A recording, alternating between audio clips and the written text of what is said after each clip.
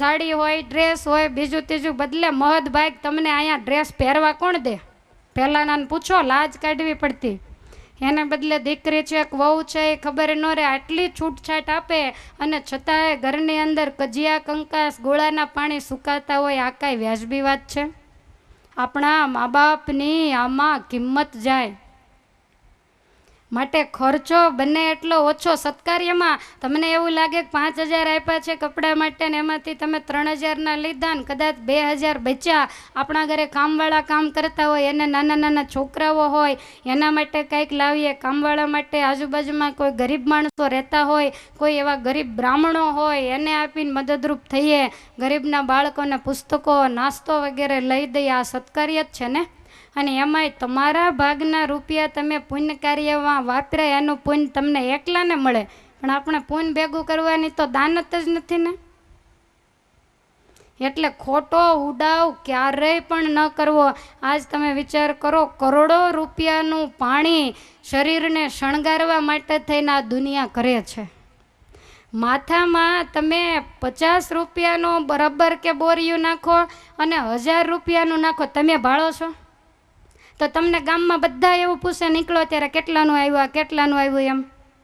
તો તમને હરક્ષા ન થાય 1000નું નાખવાનો? અરે માથે કાળા ભમર જેવા વાળ, અને એ વાળ જે હાવ નકામી વસ્તુ આ શરીરની, એને શણગારવા માટે આટલા બધા રૂપિયા નાખવાની કાંઈ જરૂર ખરી? અને ઓલા એ લોકોને ઘણું એમ થતું હોય કે ઓછા વાપરે તો સારું, પણ જરીક કાંઈક કહે એટલે તરત ડખો થાય. એટલે બિચારાને એમ થાય કે જેનું ખાવું એની સામું શું થવું, કાયમ આના જ હાથનું ખાવું. અને એ શાંતિથી મળતું હોય તો વડકા છણકા કરતા, કારણ કે ના પડે તો જમવા આપે, પણ વડકા કરતા કરતા, આમ નથી કરતા ને તેમ નથી કરતા ને. ઘણા તો બિચારા એટલા થાકીને સાંજે ઘરે આવ્યા હોય અને આવે ને ત્યાં તો લાલ પીળા હોય, ધ્યાન નથી રાખતા કાંઈ, નકરું બહારનું જ કરી કરો. બપોરે ગેસનો બાટલો વયો ગયો, પણ તારો બાટલો તો હરખો રાખી તો ગયો, એમાં એ શું કરે બિચારો? તે સવારે કીધું હોત તો લઈ આવી દેત. પાણીની લાઈન તૂટી ગઈ, આવતા વેત આવી ફરિયાદો ક્યારેય પણ ન કરાય. કાંઈક આવે, કાંઈક પાણીનો ગ્લાસ આપો, કાંઈક પંખો ચાલુ કરો, શાંતિથી ઘડીક બેસે, પછી કાંઈક જમવાનું આપો, ને પછી જરીક આમ શ્વાસ હેઠો બેહે પછી કહેવાય. આ તો બધું બહુ શીખવા જેવું છે ને. આના ઉપર તો કથાઓ થઈ જાય, સત્સંગી જીવને પડ્યું રહે. મારે કેટલાય સમયથી સંકલ્પ છે, પણ હજી આનું મુહૂર્ત નથી આવ્યું કે કોણે કેમ રહેવું એ શીખવાડવું છે. હવે તમે કાંઈક બબે માળા ફેરવો ને કાંઈક મુહૂર્ત આવે વળી તો આપણે આ કથા વળી કરશું. પણ અત્યારે જેટલું કહેવાય છે એટલું સ્વીકારજો. આમાંથી એક પણ વાત ખાલી સાંભળેલી એવી નથી. બધું મારી આગળ આવીને ફરિયાદો થયેલી હોય, માણસો રોયેલા હોય, નાના હોય, વડીલો હોય, અને કાનો કાન સાંભળીને આમ નજરે જોયેલી હોય ને એવી જ વાત હું કહું છું. એટલે વૃદ્ધોએ કેમ રહેવું એ ધર્મદેવનું જીવન આપણને શીખવાડે છે. વૃદ્ધાવસ્થા જ્યારે આવે ત્યારે એક બાજુ બેસી અને અખંડ ભગવાનનું ભજન અને સત્સંગ કરવો. વળી નાના બાળકો હોય તો એને હિંચકાવવા પડે, એને ઘડી બે ઘડી રમાડવા, એને આંગળીએ ઝાલીને મંદિરે લઈ જવા. આપણી ફરજમાં આવે. ઘરે કામ રમણ ભમણ પડ્યું હોય, કેટલે મહેમાન આવીને બેઠા હોય, છોકરાઓ નાના હોય, આપણું શરીર સારું હોય ને છતાંય થેલી લઈને મંદિર ભેગું ન થઈ જવું.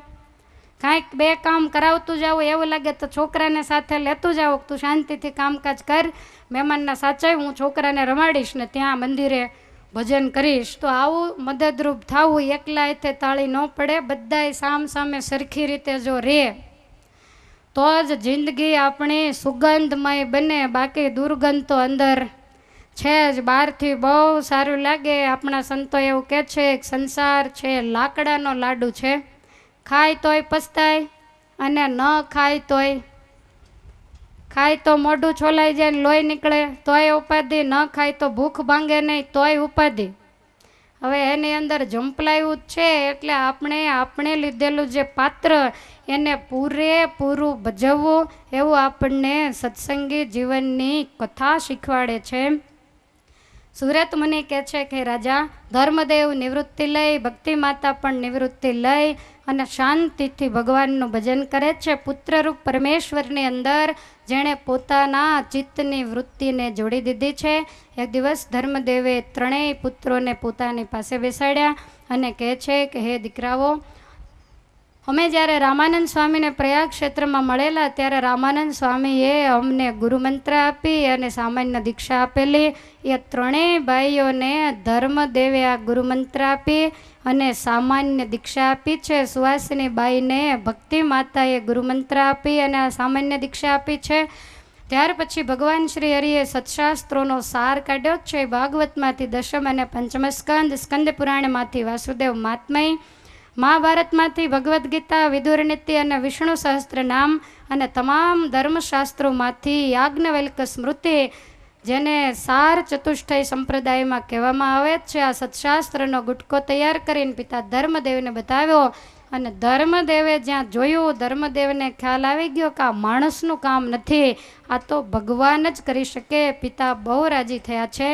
ધર્મદેવ એક દિવસ ભગવાન શ્રી હરિ પિતાજીની ચરણ ચંપી કરે છે ત્યારે મહારાજને ઉદ્દેશીને કહે છે કે હે ઘનશ્યામ, આપણા ગુરુ રામાનંદ સ્વામી છે, તમારું જીવન જોતા મને એવું લાગે છે કે તમે જન્મસિદ્ધ વૈરાગી છો, તમે સંસારમાં રહેશો નહીં.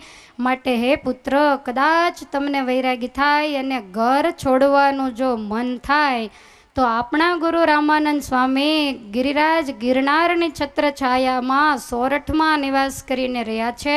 તો તમને જો જવાની ઈચ્છા થાય, બીજા કોઈ વૈરાગીઓ પાછળ જશો નહીં, કારણ કે અત્યારે તો હળાહળ કળિયુગ ચાલે છે. દેખાવમાં જુદું હોય ને અંતરથી પણ જુદું હોય. માટે સાચા સદગુરુ જો કોઈ હોય તો એ ગુરુદેવ રામાનંદ સ્વામી છે. માટે એમની પાસે તમે જઈ અને કાયમને માટે રહેજો. ભગવાને પિતાના વચનને મસ્તકે ચડાવ્યા છે. સુરત મુનિ કહે છે કે રાજા, આમ કરતા ભગવાન શ્રી હરિને 11મું વર્ષ બેઠું છે.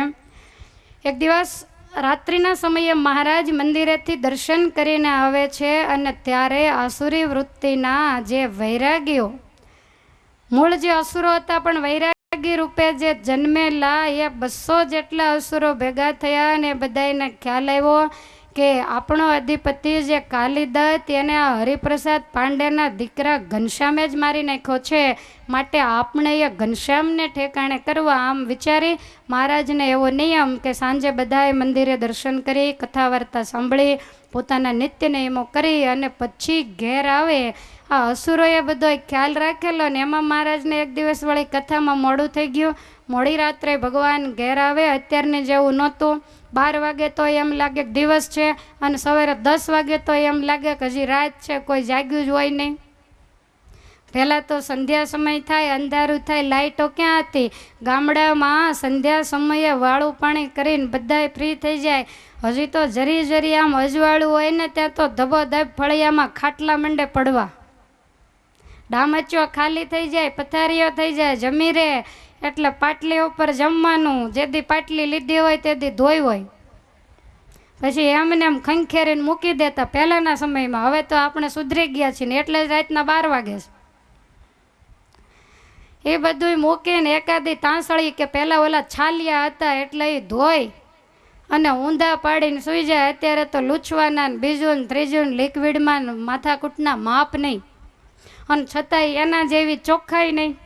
કારણ કે લિક્વિડથી વસ્તુ આમ શુદ્ધ જરૂર થાય પણ પવિત્ર ન થાય. પવિત્ર તો માટી અડે તો જ થાય. પણ હવે આપણે પવિત્રતાને નેવે મૂકી અને માત્ર શુદ્ધિને જ વરેલા છીએ એટલે આ કોઈ પ્રશ્ન ઊભો થતો નથી. તો ભગવાન શ્રી હરિ રાત્રિના સમયે આવ્યા પણ એકદમ સોપો પડી ગયેલો. 8-9 વાગ્યાનો સમય. આખી અયોધ્યામાં બધા જ સૂઈ ગયેલા. મહારાજના હાથમાં માળા છે. પ્રભુ રસ્તામાં ચાલ્યા આવે, એમાં વચ્ચે 4 રસ્તા ભેગા થયા. ત્યાં અસુરોનું ટોળું દૂરથી મહારાજને જોઈ ગયું. મહારાજ બરોબર વચ્ચે આવ્યા ને તો ચારે બાજુથી અસુરોએ ઘેરી લીધા. ભગવાન શ્રી હરિને મનમાં એમ થયું કે આટલા બધા અસુરો, હું એકલો છું, મારા હાથમાં માળા સિવાય બીજું કાંઈ છે નહીં, માટે હવે મારું ભગવાન પણ વાપરા વિના છૂટકો નથી. આમ વિચારી અને ભગવાન શ્રી હરિએ પોતાની એવી દિવ્ય માયા રચી કે માયાએ કરીને અસુરો ચારેય બાજુ ઘેરી વળેલા તે મહારાજની સામે જુએ તો મહારાજ ન દેખાય અને એકબીજા અસુરો એકબીજાને ઘનશ્યામ રૂપે દેખાય. એટલે હથિયારો લઈને એકબીજાની ઉપર મારવા માંડ્યા અને એમ કરતા કરતા 200 અયોધ્યાના ચોકમાં કપાઈ મુવા છે પોતાના પાપે કરીને. મહારાજ ત્યાંથી છટકી અને ઘેર આવ્યા છે. સુવાસનીબાઈએ ભોજન કરાયું છે, પ્રભુ પોઢ્યા, પણ આજ મહારાજને ઊંઘ આવી નથી. મહારાજ વિચાર કરે કહો જે અયોધ્યાની અંદર હું સ્વયં વિચરણ કરું એ અયોધ્યામાં પણ આટલા બધા પાપી વૈરાગીઓ જો હોય તો આ પૃથ્વી ઉપર કેટલા બધા અસુરો ફરતા હશે અને મારા સાધુ વગેરેને ગાયો બ્રાહ્મણોને પીડા આપતા હશે. એના નાશ માટે, ધર્મની સ્થાપના માટે, સત્પુરુષોના રક્ષણ માટે જ આ મારો અવતાર છે. માટે હવે વહેલું અયોધ્યામાંથી નીકળી અને મારે વન તરફ પ્રયાણ કરવું જોઈએ. આવા વિચારમાં મહારાજને મોડે સુધી ઊંઘ આવી નથી અને ભગવાન શ્રી હરિએ નક્કી કરી લીધું કે હવે માતા પિતાને દિવ્ય ગતિ આપી અને મારે ઘર છોડવું છે. માતા તપ પરાયણ જીવન જીવે છે અને ભગવાનની ઈચ્છાએ કરી કાર્તિક શુક્લ અષ્ટમીને દિવસે માતાના શરીરે તાવ આવ્યો છે. રામ પ્રતાપભાઈએ વૈદ્યને બોલાવીને ચિકિત્સા કરાવી પણ માતાને તાવ કાંઈ ઉતર્યો નહીં. ભગવાન શ્રી હરિ માતાની સેવા કરે છે. મહારાજ ચરણ ચંપી કરે ને એવા સમયમાં સુવાસિની ભાભી ને રામ પ્રતાપભાઈને ભક્તિ માતાએ બોલાવ્યા. બંને આવ્યા એટલે ભક્તિ માતા કહે છે જુઓ મારું શરીર હવે કાંઈ રહે એવું નથી.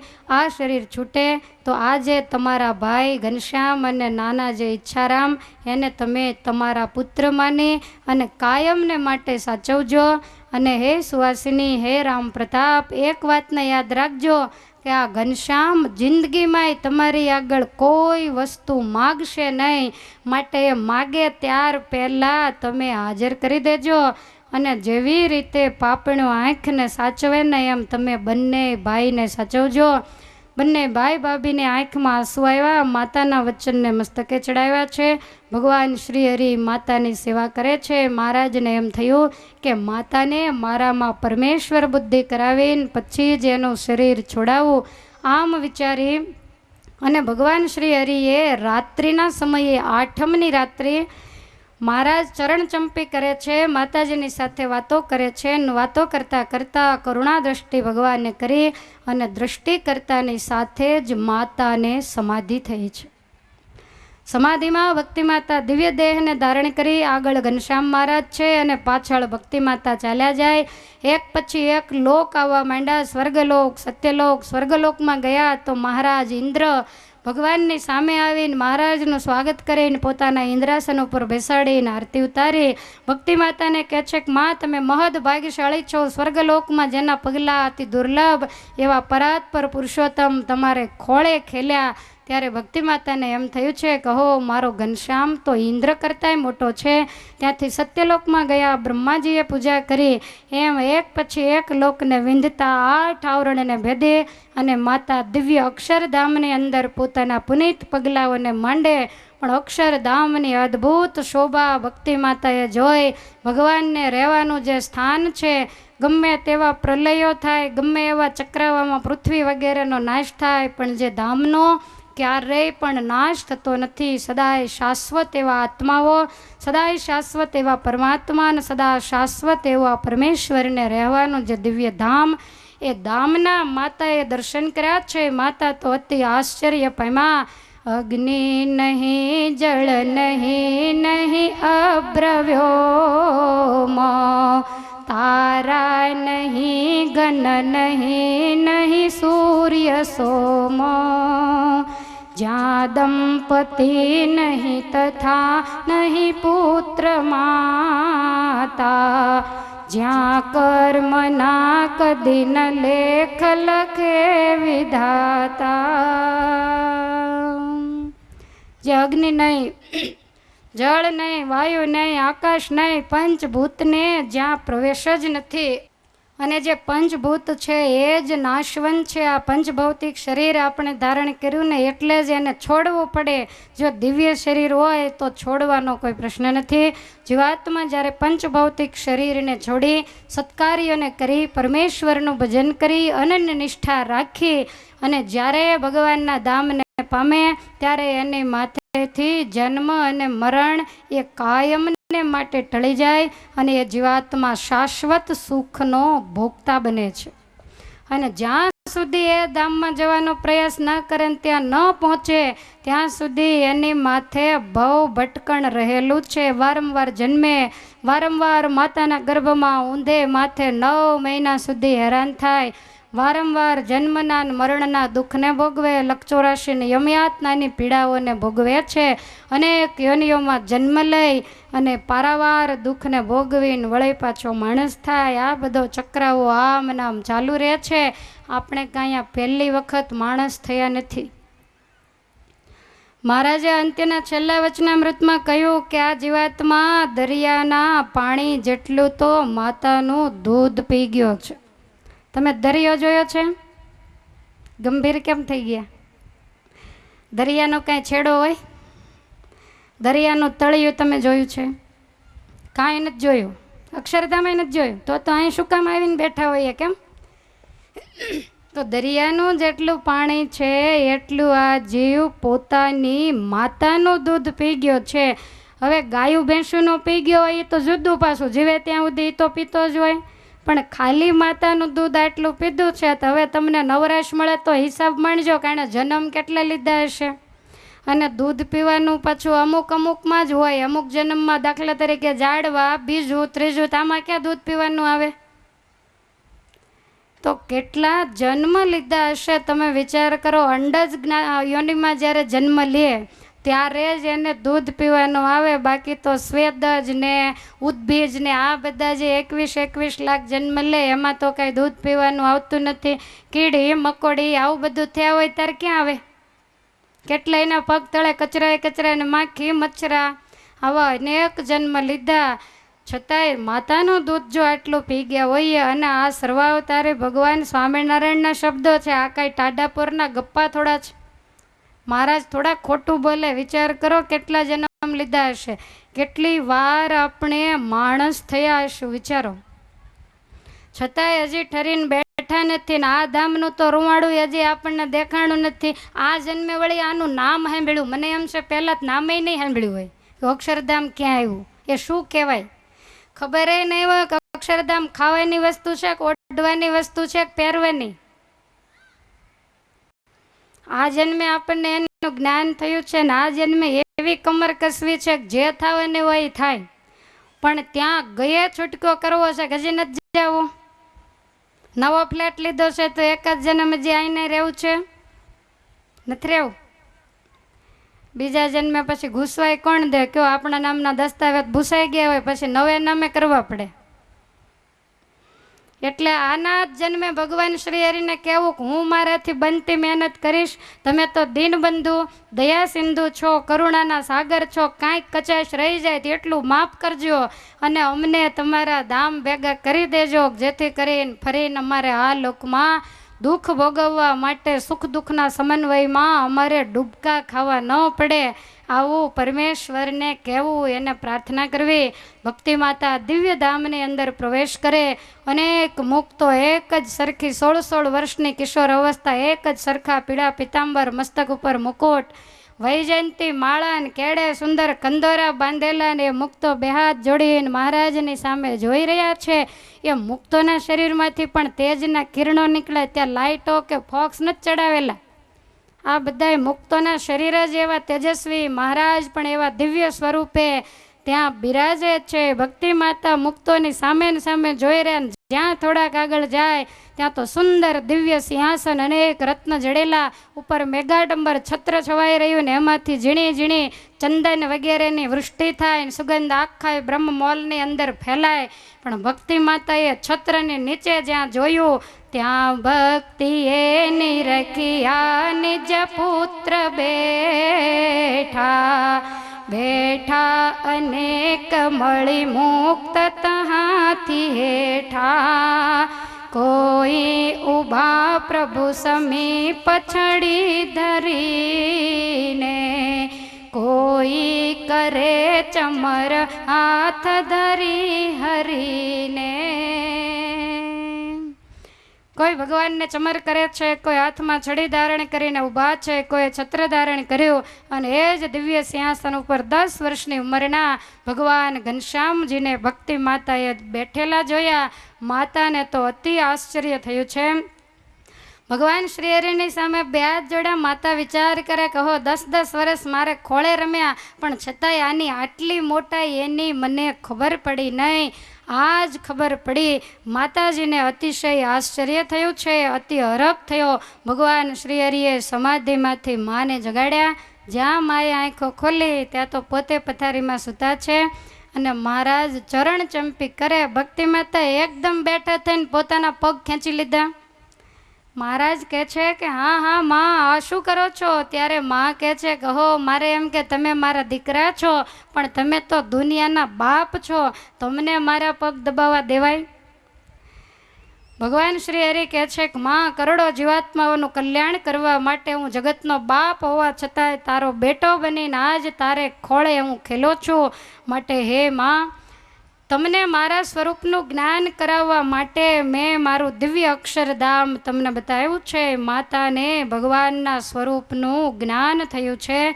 ભગવાન શ્રી હરિ કહે છે કે માં, મારું હિતકર વચન તમે સાંભળો.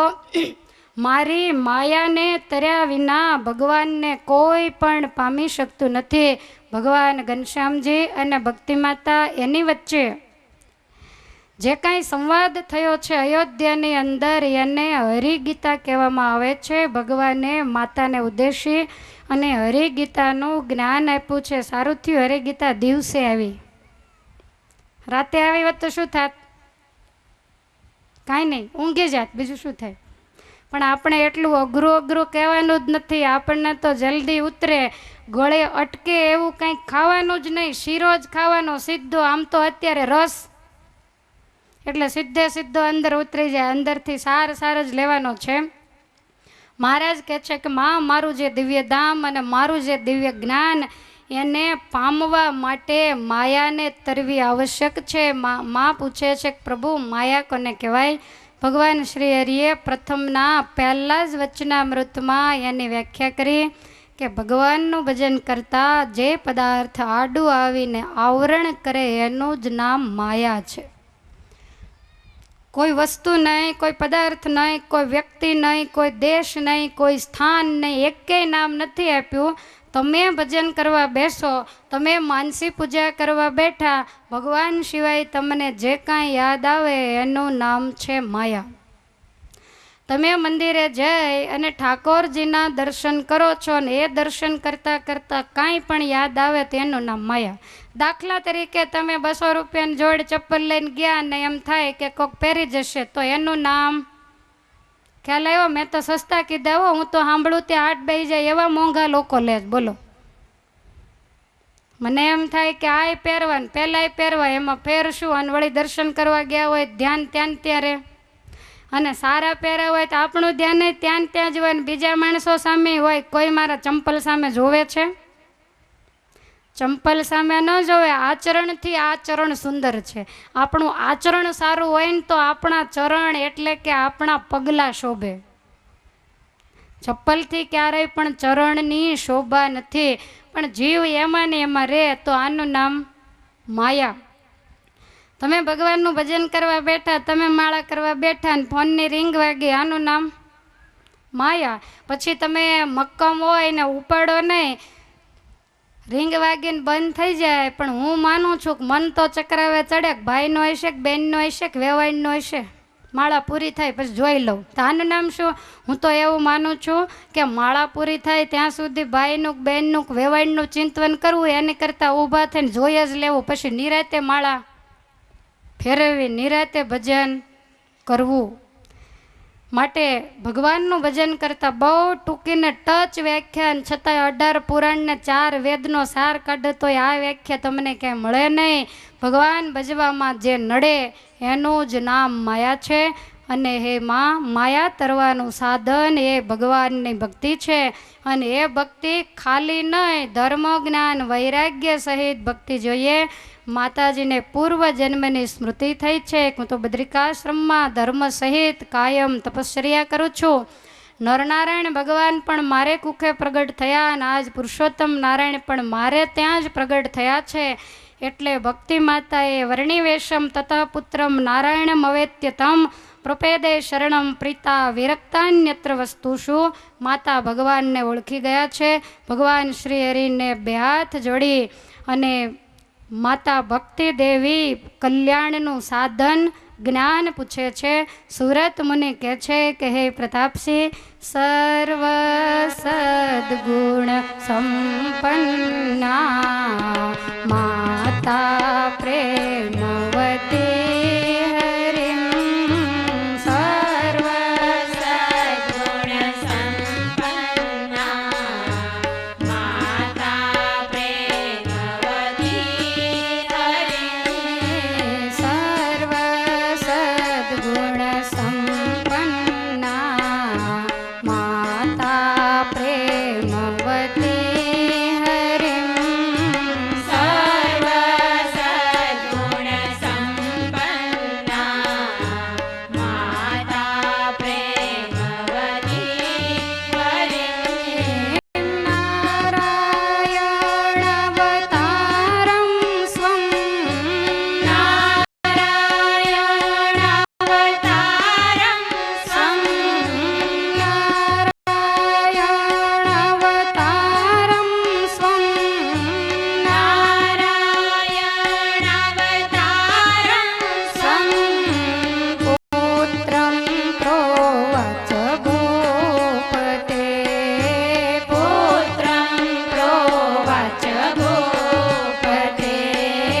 પુત્રં પ્રોવાચ ગોપતે. પુત્રં પ્રોવાચ ગોપતે. સર્વ સદગુણ સંપન્ના માતા પ્રેમવતી હરિમ. માતા પ્રેમવતી હરિમ. તમામ જીવાત્માઓના કલ્યાણ માટે, દરેકને કૃતાર્થ કરવા, એનો હિત કરવા માટે આ ભૂતળમાં મારે ત્યાં તમે પુત્ર રૂપે પ્રગટ થયા છો.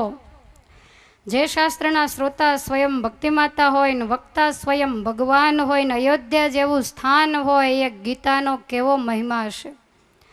સત્સંગી જીવનમાં 3 ગીતા આવે છે. પહેલા પ્રકરણમાં ભક્તિમાતા અને ભગવાન વચ્ચેનો સંવાદ, જેને હરિગીતા કહેવામાં આવે છે. બીજા પ્રકરણમાં માંગરોળપુરમાં ભગવાન ભક્તોને ઉદ્દેશીને ઉપદેશ આપે છે, એને નારાયણ ગીતા કહેવામાં આવે છે. અને પંચમ પ્રકરણમાં સ્ત્રીઓને ઉપદેશીને જે ઉપદેશ દીધેલો છે એને સતી ગીતા કહેવામાં આવે છે. આ 3 ગીતાઓ અતિ ઉત્તમ, જીવનમાં ઉતારવા જેવી અને સમજવા જેવી છે. ભગવાન કહે છે કે શૃણુ માતર હિતમ વચમી ભવત્યે શાસ્ત્ર સંમતમ મુમુક્ષવે વિરક્તાય નિર્ણિતમ વેદ વેદિભિ. હે માતા, સર્વ કોઈ જીવાત્માઓનું હિત થાય એવું શાસ્ત્ર સંમત વચન હું તમને કહું છું. શ્રી કૃષ્ણ ભગવાન સાક્ષાત દેવ વિષ્ણુ પુરુષોત્તમો સએવ સર્વભાવેન સેવનીયો મુમુક્ષુભિ. સર્વ કારણના કારણ એવા જે પરાત્પર પુરુષોત્તમ નારાયણ હે માં, એનું જીવાત્માએ સર્વ ભાવથી સેવન કરવું જોઈએ ભગવાનને પામવા માટે. સર્વ ભાવ એટલે શું? તો કે દરેક ભાવ ભગવાનને વિશે રાખવા. આપણે કાયમ રાખીએ છીએ છતાં આપણને ખબર નથી. રોજ 2 હાથ જોડીને બોલીએ છીએ ત્વમેવ માતા ચ પિતા ત્વમેવ ત્વમેવ બંધુ ચ સખા ત્વમેવ. કાયમ મહારાજને કહીએ છીએ કે હે મહારાજ, આ સંસારની અંદર જેટલા જેટલા આધાર જીવાત્માઓએ જેને જેને માન્યા છે, મારે મન તો બધુંય તમે જ છો. તમે જ માતા, તમે જ પિતા, તમે જ સખા, તમે જ બંધુ, વળી દ્રવ્ય પણ મારું તમે, રેશામ તમે સાચું નાણું, અને વળી બીજું સર્વે દુઃખદાયક જાણું. પછી આપણી સ્થિતિ તો ઊંચી બહુ ને. ભગવાન કહે છે કે હે માં, આ તમામ ભાવ પરમેશ્વરને વિશે જોડવા, ખાલી ગાવું એને પોપટિયું જ્ઞાન કહેવાય. પાંજરામાં પૂરેલા પોપટને પડાવે તો એ સીતારામ સીતારામ બોલે, પણ એ પોપટને પૂછી જવાનું કે રામ કોના દીકરા, એને ખબર નથી. એને તો જેટલું પઢાવ્યું એટલું બોલ્યા. એમ આપણને સંતોએ પઢાવી દીધા ખાંજે નિત્ય નિયમ કરવા.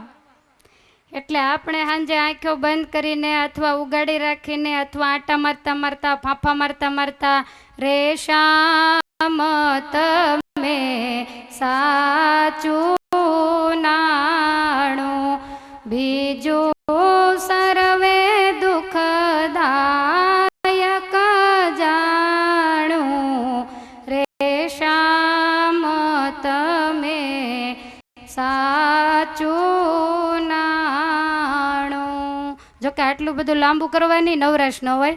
રેશામ તમે સાચું નાણું બીજું સર્વે દુઃખદાયક જાણો. કોક પાછળ પડ્યું હોય એમ આપણે નિત્ય નિયમ કરતા હોઈએ, પણ આ એક એક કડીની અંદર બહુ જબરજસ્ત ગુઢાર્થ સમાયેલો છે કે તમે તો સાચું નાણું છો જ, બીજું બધું છે એને મેં દુઃખદાયક જાણ્યું છે. ભગવાન ન હોય, તમે જુઓ આપણી સ્થિતિ કેવી છે, તમને ખ્યાલ છે ડેડકા જેવી. ડેડકો પાણીમાંય ઠેકડા મારે, ગારામાંય ઠેકડા મારે અને ઢેફામાંય ઠેકડા મારે. જ્યારે માછલાની સ્થિતિ કેવી છે, પાણીમાંથી એને બહાર કાઢે એટલે તરફડીને મરી જાય. નિષ્કુળાનંદ સ્વામી કે એને દૂધના દરિયામાં નાખો ને તો એ જીવે નહીં, કારણ કે એને પાણીની સાથે પ્રીતિ છે. એટલે ભગવાનમાં હેત માછલા જેવું હોવું જોઈએ, ડેડકા જેવું નહીં. આપણે ભગત જરૂર છીએ પણ ડેડક્યા ભગત છીએ. પાણીમાં હોય તોય ડ્રાઉ ડ્રાઉ કરીએ, કથામાંય ડ્રાઉ ડ્રાઉ કરીએ, લગ્નમાં ગયા હોય તોય કરીએ, ચોપાટીએ ગયા હોય તોય કરીએ. કોઈના વગર ન રહેવાય એવું કાંઈ નહીં. ભગવાન વગેરે રહેવાય ને ક્યારેક ન મળી હોય તો માયા વગેરે રહેવાય, બધુંય થાય.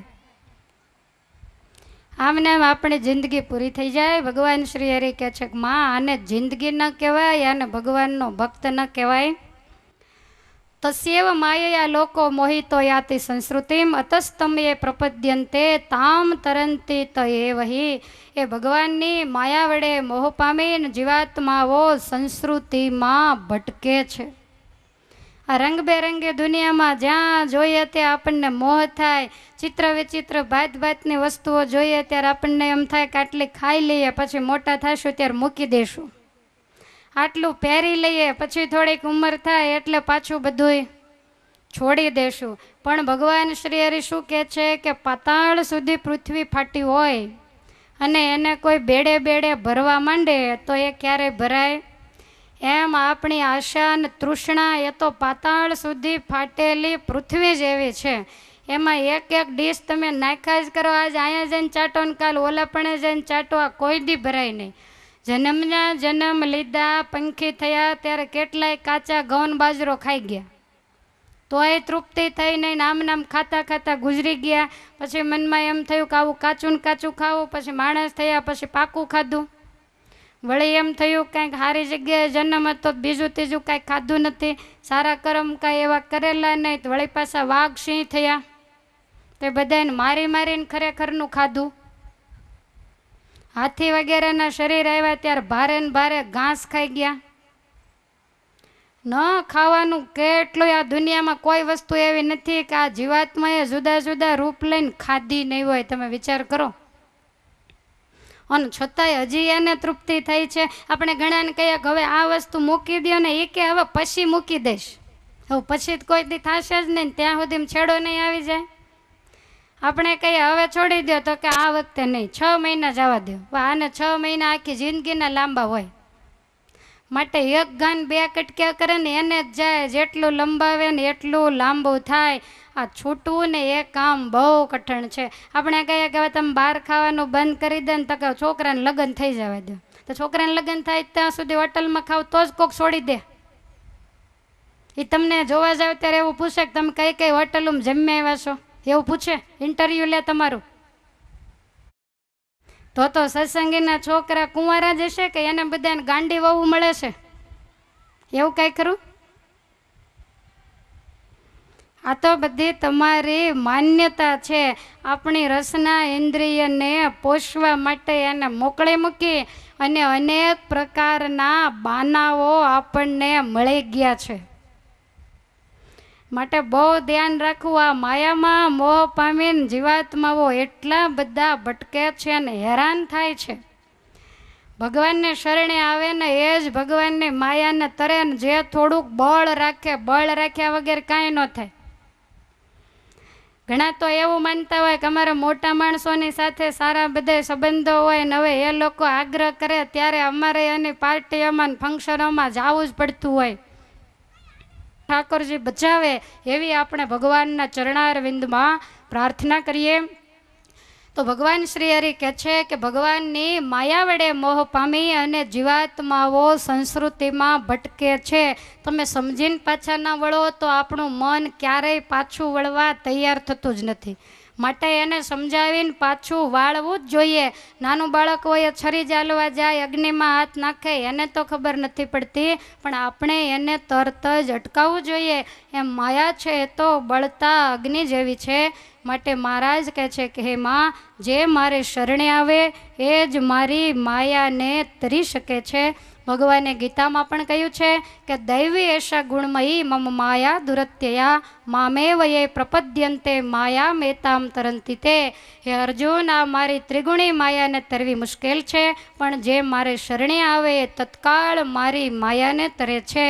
આપણામાં શક્તિ નથી, પણ બે હાથ જોડીને મસ્તક મૂકે કે હે ભગવાન, તમારી માયા થકી અમને તમે જ બચાવજો. આવી જો પ્રાર્થના કરીએ તો ભગવાન આપણને એ માયા તરવાનો ઉપાય બતાવે છે.